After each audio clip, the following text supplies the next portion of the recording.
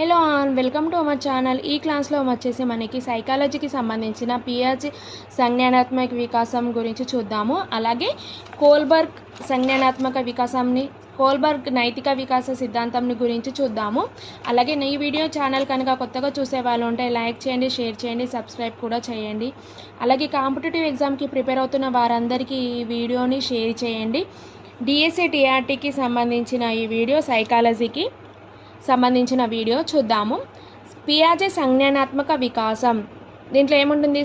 స్కిమాటా అంటే ఏంటి? ఒక వ్యక్తి సంఘటిత ప్రవర్తన నమూనాలకు కారణమైన సంజ్ఞానాత్మక నిర్మాణమే స్కిమాటా అంటారు. అంటే మనిషి పుట్టికలోనే కొన్ని స్కిమాటాలు ఉంటాయి. అంటే చదవడం, చూడడం, చంపాలు తాగడం అలా. నెక్స్ట్ దీంట్లో సాంశీకరణం. ఏదైనా కొత్త అనుభవం పొందిన బాలుడు పాత అనుభవంతో పోల్చడం, అంటే ఓల్డ్ సమస్యలను కొత్త సమస్యతో పోల్చడం సాంశీకరణం. అనుగుణ్యం, కొత్త పాత విషయాలు కలిపి సర్దుబాటు చేసుకొని కొత్త ప్రవర్తనను ఏర్పరచడం. అంటే పాతది కొత్తది రెండు కలిసి ఇంకో కొత్త దాన్ని ఏర్పరచడమే అనుగుణ్యం. అంటే గాడిదనుకున్న వ్యక్తి దాని సైజు, సౌండ్ చూసి వేరే జీవి అని ధృవీకరించడం. నెక్స్ట్ వికాసంలో ఎన్ని దశలు ఉంటాయి? వికాసంలో 4 దశలు ఉంటాయి. పియాజే సంజ్ఞానాత్మక విషయాలలో 4 దశలు ఉంటాయి. అవి ఏంటి? ఫస్ట్ ఇంద్రియ చాలక దశ.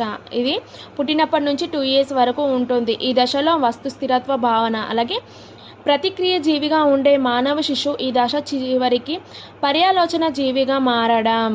అంటే ఇంద్రియ చాలక దశలో ఏముంటుంది? వస్తు స్థిరత్వ భావన.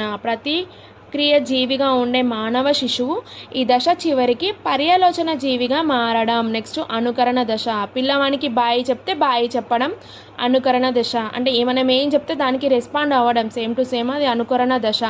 నెక్స్ట్ 12 నుంచి 18 నెలలు ఉన్న పద్ధతి యత్నదోష పద్ధతి ద్వారా కనుక్కుంటారు. అలాగే 18 నుంచి 24 నెలలు ఉన్న పిల్లవాడు అనుకరణ ఏం చేస్తారు? అంతర్దృష్టి పద్ధతి ద్వారా కనుక్కున్నాడు. నెక్స్ట్ పూర్వ ప్రచాలక దశ ఏంటి?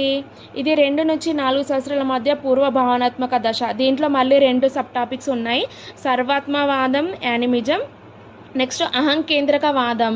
నెక్స్ట్ 4 నుంచి 7 సంవత్సరాల మధ్య గల పిల్లని ఏమంటారు? అంతర్బౌద్ధిక దశ జరుగుతుంది. దీన్ని కన్సల్వేషన్, పదిలపరుచుకునే భావన దశ, లేకపోతే అవిపర్యాత్మక భావన లోకం. నెక్స్ట్ ఒక్కొక్కరి గురించి తెలుసుకుందాము. పూర్వ భావనాత్మక దశ గురించి తెలుసుకుందాము. ఫస్ట్ సర్వాత్మవాదం అంటే ఏంటి? జీవం లేని వస్తువుకి జీవం ఉందనుకోవడం. నెక్స్ట్ అహంకేంద్రవాదం అంటే ఏంటి? ప్రపంచం మొత్తం తన చుట్టూ కేంద్రీకృతం అయి ఉందని అనుకోవడం. ప్రపంచం మొత్తం తన చుట్టే ఉంది అనుకోవడం అంటే అహం అంటే ఏంటి?